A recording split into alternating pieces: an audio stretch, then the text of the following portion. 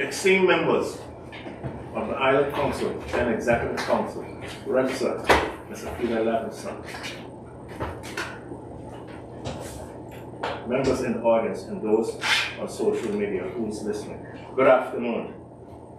We're gathered here once again today for our next Central Committee meeting of the public entity of Saba. Before I continue, I would like to say, absent with notice from Council Lady Elsa Peterson and also Commissioner Everton Halliday. Both of them are abroad. At this time, before I continue, I would like to wish all men in the world and also in Saba a happy Men's Day as they celebrate it today. I know they had a celebration on Saturday. I forgot about that one. Nonetheless, after this meeting, we all can celebrate it. Men have made positive contribution to society, and community, family, marriage, child care, and the environment. We will continue to do this with the help of our Almighty Father.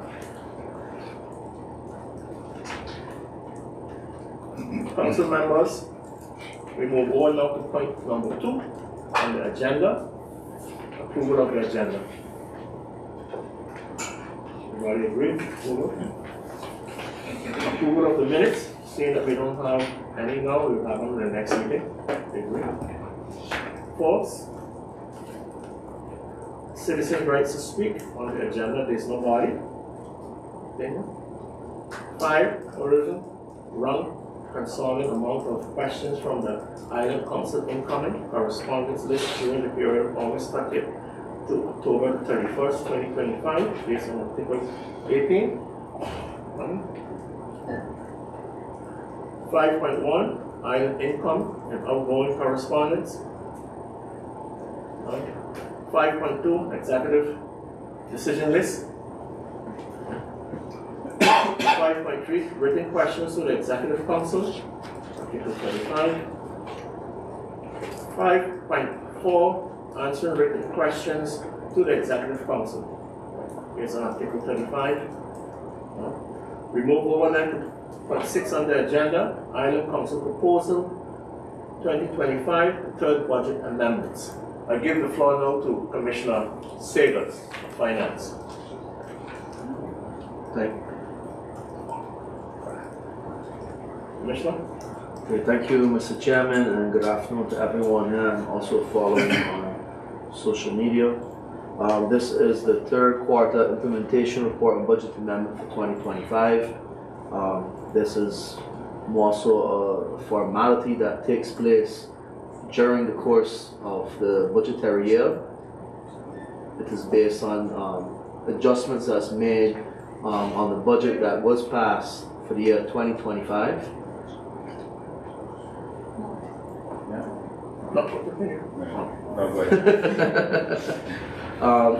There is no real changes in policy, and the budget amendment is more so tweaking individual budgets where there's perhaps underspending or a bit overspending based on rising costs or unexpected events.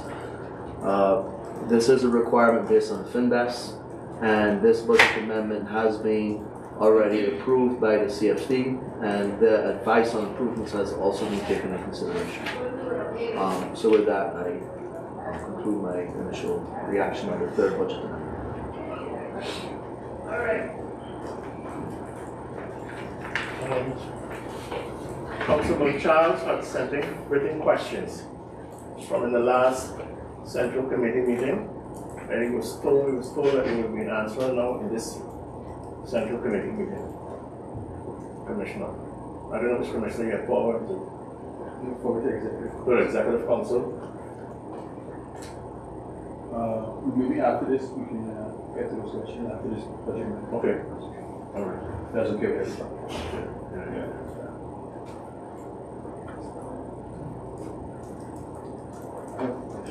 Councilman Charles?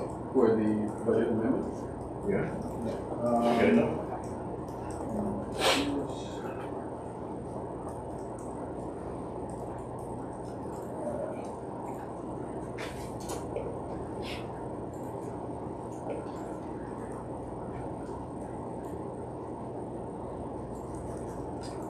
So, yeah, my questions for the budget amendment are in regards to, in previous discussions, we emphasized aligning the budget and related documents, including the budget amendments, with the government program. Is the Executive Council in agreement with this approach, and when can the Council expect to see these changes implemented? And the second question is, while efforts have been made to improve accessibility and readability of the budget amendments, members of the public still express concerns about how information is presented. What further steps is the Executive Council taking to enhance clarity and communication? Thank you, Council Member. If I may, I would first like to start and say, of course, we agree that whatever's in the governing program, or whether it be that or the Saba package, it should be easy to find how that relates to the budget or budget amendments. I would also like to point out that I think over the years, and I say this with confidence, we have seen the readability of the budget document greatly improved, and that's also being tackled by members of the Island Council in the past. There's also a few realities, one being that we still fall under financial supervision, regardless of how we perform with financial management. I believe that was highlighted also yesterday in a presentation to the Island Council by the CFD, if the Island Council got the same presentation that was given to the Executive Council. So I do believe that we are doing quite well in financial management. Yesterday, at least in the meeting that we had, was also expressed, and even it was introduced by a member of the board of the CFD, that perhaps the results of that analysis should be made public, because the reality is that anytime it concerns figures, it's difficult for many persons in our community, or even persons within the organization, to see how that necessarily relates to a budget and how things are being implemented, or what exactly it really means. Whereas the analysis that the CFD created, I believe that gives perhaps a different type of insight into what happens within government and how the public entity is performing. I do believe that the ambition is there to make the steps. The ambition is there that we can see and the public can see what's in the governing program versus how that translates into figures within the budget. I hope that by Q1 for 2026 we can again see an improvement there. But then the second reality is that before the finance department is finished writing one report, we have to start writing the other one. So until we get out of this financial supervision regime that has been hanging over our heads unfairly, I believe, it's going to be quite difficult to really put efforts into seeing perhaps what the Island Council wants to see, or even myself as the Commissioner of Finance would like to see into the reports. Because the third reality is the mandatory paragraphs, which also further complicate the readability of the document. So I do think that steps has been made. I do believe that steps will continue to be made. But until we fall out of financial supervision, where more attention can be given to 2 reports versus 4 reports, I think that it will take a bit more time. But I do hope that improvements are going to be made in Q1 of 2026.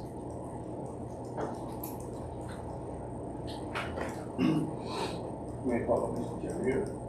I just have, and I think maybe my question wasn't pointed enough, because it's not only about specifically the document, because I think the wealth of information shared in the document is important, and it's good for us to have insight into what was shared there. I also think, when I listened to the CFD yesterday, it was great to hear that they are very much impressed and continue to be, dazzled by the financial management here on Saba, in particular in comparison to other islands. But what I'm asking is more about, I don't think that many people, especially general people, don't like to see figures. I, for myself, I'm not a fan of that. So people just want to be able to see a snapshot of what's happening with the budget, what's happening with the budget amendment, and that's more along the lines of what I'm talking about. Maybe a A4 with just some information, graphical, and also something that I think you have to write here at the board that shares some insight into where are we spending money. Because yeah, it's a lot of budget, but people also want to know, hey, how much are you spending on roads? How much are you spending on community development? So it's more about those things and less about because I understand, and as you pointed out, unfairly, we have to write 3 or 4 documents annually, for financial reporting, and I do hope that sooner or later, or rather sooner, it becomes less. But I think it's important to know that we also provide just, something that we can share with the public. Hey, this is where government is spending their money. All right, that's basically what I meant. So it wasn't about how to make this specific document one, except about maybe a document that is more accessible for the general public. That's good. Also. I don't have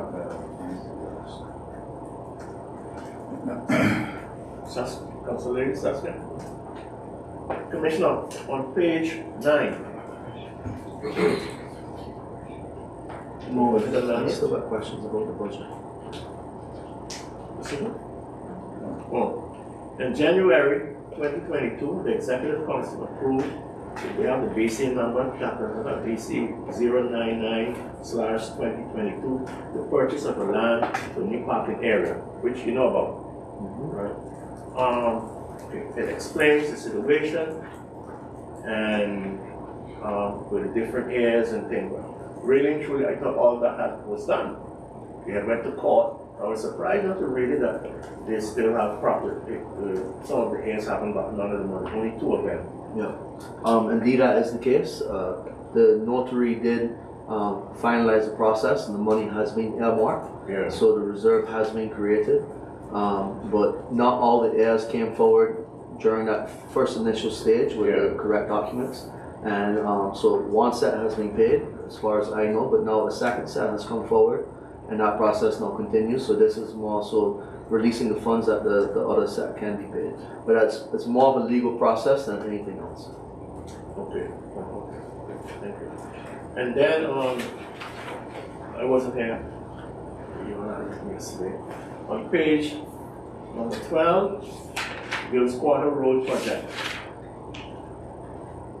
The projects continue to be in progress in line with its primary 2025 goals. Construction of the first phase of the road. However, adjustments have to be made to implement the timeline due to delays in the contract signing and difficulty skilled material to complete the first phase. And I know, but if you don't know, can you give a good explanation of that? What's happening?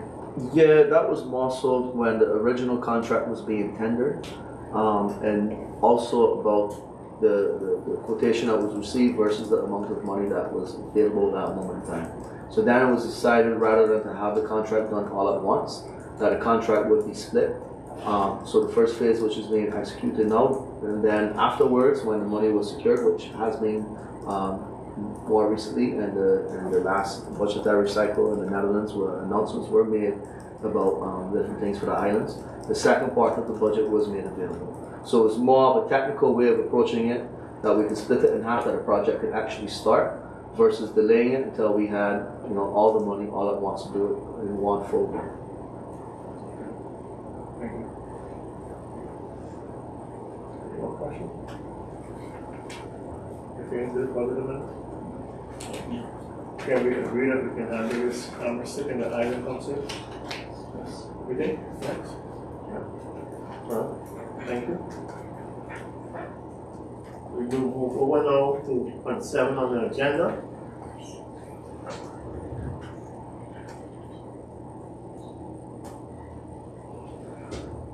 I was just reminded, Commissioner, by my register that last week, I think last month, Commissioner Charles had entered some questions and he said he would like Councilman writing. Are you prepared?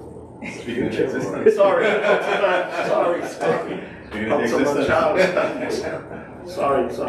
When was the Councilman Charles that sent in questions? He said he would like them in writing. How far are you with that? There was 2. There's one for me, for Pico. So there's one for Leongo. Yeah, there was one for Pico. So the Leongo is for Commissioner Haliger, and the Pico is for You want me to read out the question? Yeah. So the question that, good afternoon, thank you for the question which Island Council member, Mr. Charles, flagged from the decision list was deregistration from PIVA. The question he posed was, with the enforcement of the law on personal registration, how does the Executive Council view sharing information with residents in regards to what it takes to maintain registration on the island, and what are the consequences of not meeting the requirements? So, begin by answering, a person is considered a resident of Saba if they live on the island. When someone is registering for the first time and they are not yet listed in the population registries, we require that they have spent at least 2/3 of half a year on Saba. This period does not need to be consecutive, but it is the first requirement for initial registration. For persons who have already been registered as residents, the rule is that they must be deregistered if they are absent from Saba for more than 2/3 of a year. In practice, this means that someone may be away from the island for a maximum of 8 months within a 12-month period, but this must be assessed per period. There should never be a situation in which a person is continuously absent from Saba for more than 8 months in 1 year, as this requires official deregistration. These regulations are communicated to the public and are also published on the official website of the public entity. When people register, they are informed that any change of address on the island must also be reported. We also distribute information flyers and brochures and publish regular Facebook posts on this topic. This also applies to persons who move abroad. A point of confusion in the past has been the students who go to the United States for study purposes. These students may remain covered under their parents' health insurance, ZACN, even if they are deregistered from the population registry. However, they are required to personally contact ZACN to arrange this. We will continue to communicate this information actively to ensure clarity among residents and students. Answer your question. For me, it's just more about, thank you very much for the clear answer first. But for me, it's more about ensuring that people are aware of the requirement in regards to ordinary requirement. What happens when they fail to, for instance, inform you, or that maybe they may be off island for a longer period of time, and then something happens, and then they get deregistered. So I think it's about providing information to persons that deregistration is a possibility, especially with extended periods of time off island. Because I think sometimes people have reminded they felt they were deregistered without any real valid reason for doing that. And then maybe they were away for an extended period of time with a family member, or in another country, and then they were deregistered. That's a good point, Ed, but I'd like to inform you and whoever that going to deregistering is also not a 1, 2, 3 process. For example, it takes 3 times to inform at the address of the person, and then you get 1 letter, and then 6 weeks has to pass between that, and then the second letter, and another 6 weeks has to pass between that before it moves over to do Amtshalve deregistration. So at that time, there is a few months in that process of deregistering. So it's not, that the census office persons or whoever get information that Vito's not on the island, and then it's moved over to deregistering. That process is a few months, so the person should know, or someone should know to inform that person of that. So those letters also have to be, to the post office, have to be delivered at the address of the person, not at the post office. So we ensure that, and then we take that step as well. So we go a little bit above what is legally required of us. The same thing, I'll go with a different one, was the handing out of the voting passes. As we all know, This election, we again did it that we had persons in-house going out to do that, but technically, we could do like other islands and just allow the post office to do that, but because we don't feel confident of that, we engage our own civil servants to go to the addresses of the person to make sure that that person does that. So that is how that process takes place. But back to what you asked, it's not a 1, 2, 3. That person gets deregistered. It takes time, but people also need to, educate themselves of the process. Because some people go away and they don't ask and they don't, but it is a responsibility of the person as well. The same thing with if we go on, I don't know if you saw yesterday, only 22% of persons from Saba are born in Saba. It was a few years ago 30-something%, now it's 22%, and that's because many babies are born on St. Martin.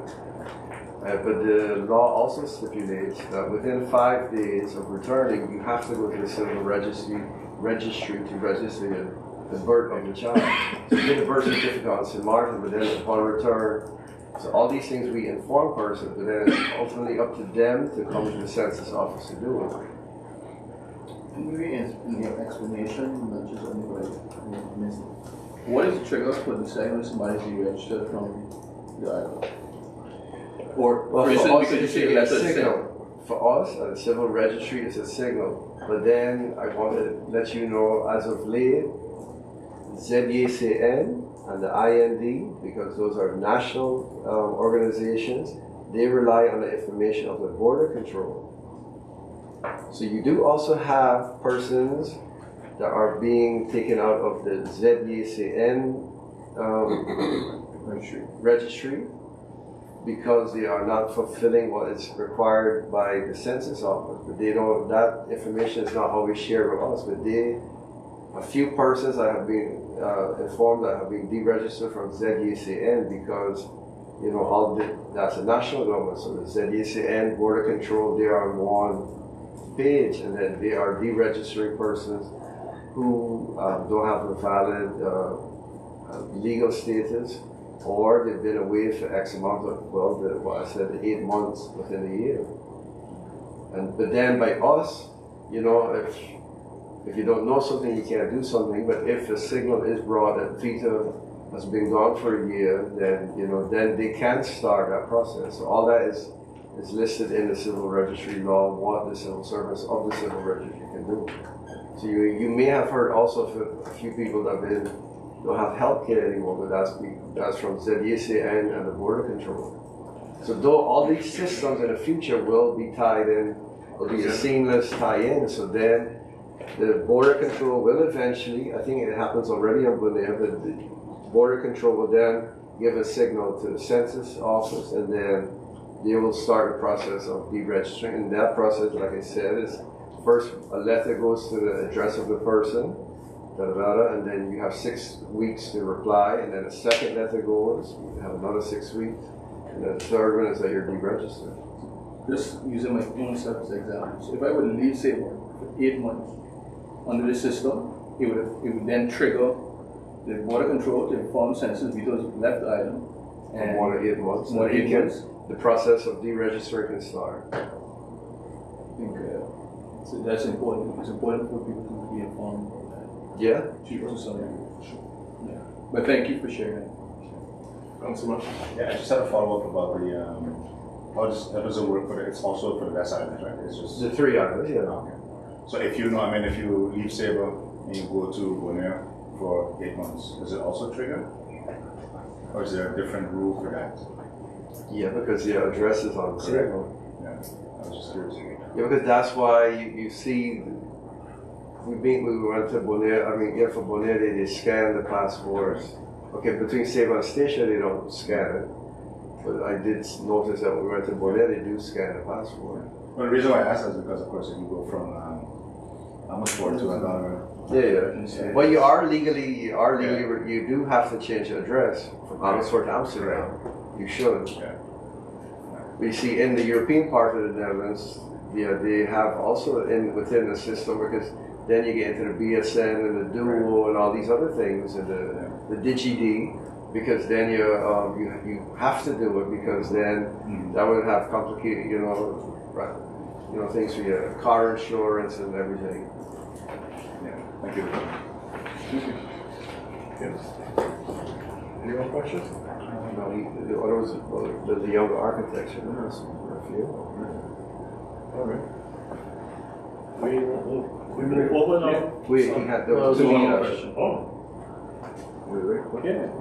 There was a second question from Councilmember Charles about the assignment, the Yongo architecture. The question reads as follows.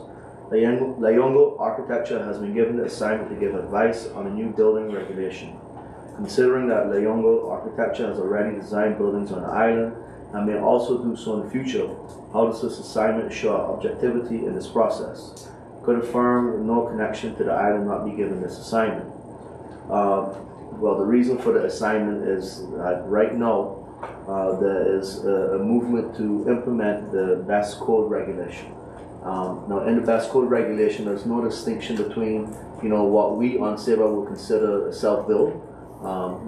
People that come together to build a house, simple structure versus, for example, a structure like what's being built for the hospital.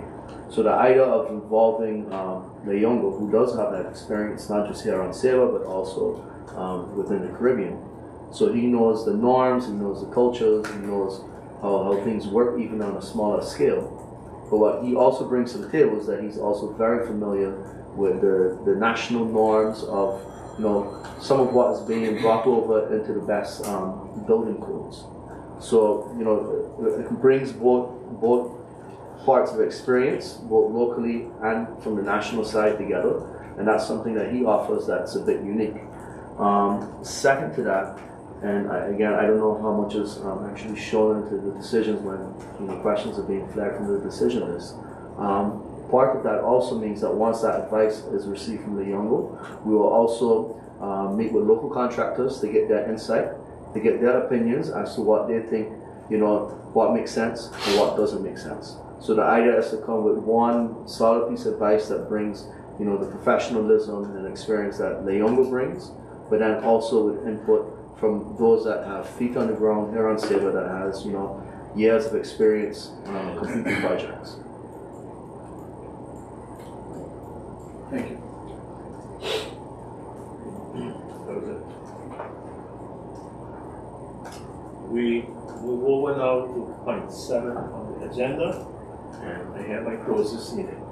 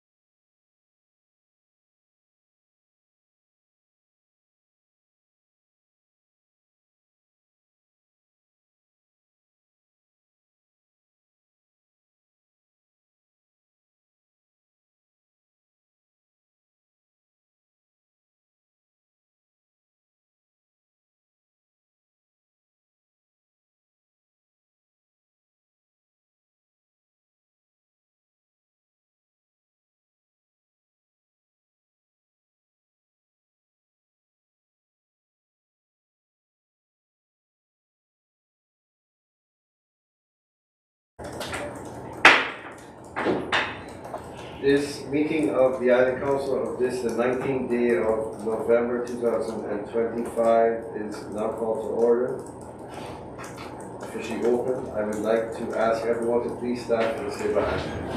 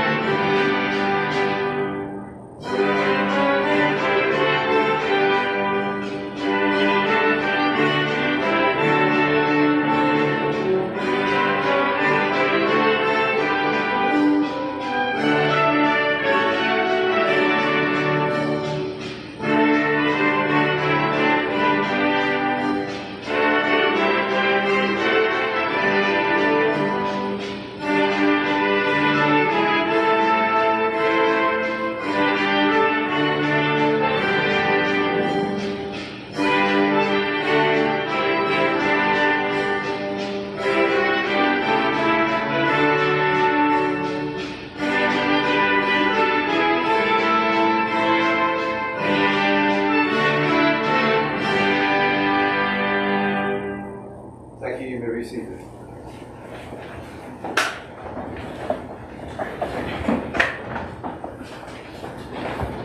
I have one announcement. Island Council Lady Miss Elsa Peterson is absent, and the notice, and Commissioner Evan Hager is absent with notice.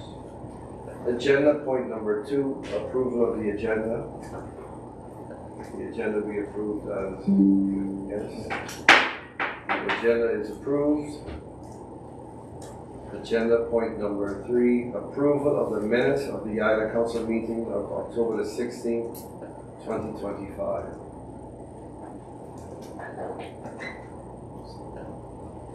Everyone has received from the registrar. Yeah. Let's go. Okay. The minutes of the Island Council meeting of October the 16th, 2025 are approved. Agenda point number 4, oral question time in accordance with Article 36 of the Rules of Procedure.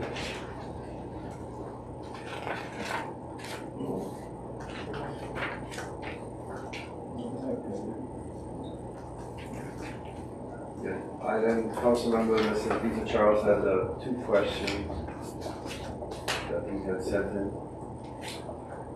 Thank you, Mr. Chair. My question is in regards to connectivity, in particular airfares, because I think we are all aware, I think since the last meeting, just before the last meeting, there was a significant increase in fares by William. And of course that has an impact on the island. Even recently when we were in St. Martin, I spoke to somebody whose family is from Saba and lives on Saba. And they told me that they had been thinking about coming to Saba and decided against it because when they looked at the ticket prices, they thought they were way too high. And they think that, they're not sure when they visit Saba again.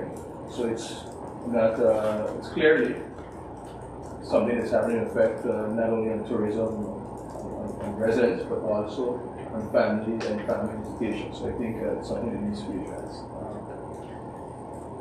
And we know that one tool that can be used to that, it's a tool the Dutch government has, is PSO. So we'd like to ask the Executive Council if they prepare a response to the PSO study. And if they have not, when do they expect to finalize and present one? I think this is also important because when we were at Stacia, I remember the Island Council there, They also didn't have one from their government, and we didn't have one from our government. And it's good to at least synchronize positions. And at least when we're meeting with other people, that we can say, hey, this is the position of the public entity of Saba, I am governor of Saba, in regards to the study that was carried out. So that's my first question. Of course, there was an election in the Netherlands. Everybody voted October 29th. Everybody, a lot of people say voted. And with newly elected members of the second chamber taking their seats and formation talks currently underway, does the Executive Council have a strategy for engaging with various parties to ensure that connectivity and the PSO topic are considered for inclusion in the coalition, in the eventual coalition agreement? So those are my two questions. Thank you for that. Commissioner Sagers? Okay, thank you, Mr. Chairman. Also, thank you, Councilmember Charles, for questions. With regards to a formal reaction on the PSO study, from what I understand is that such a study is not even fully completed yet, so it's difficult to have a final position on it.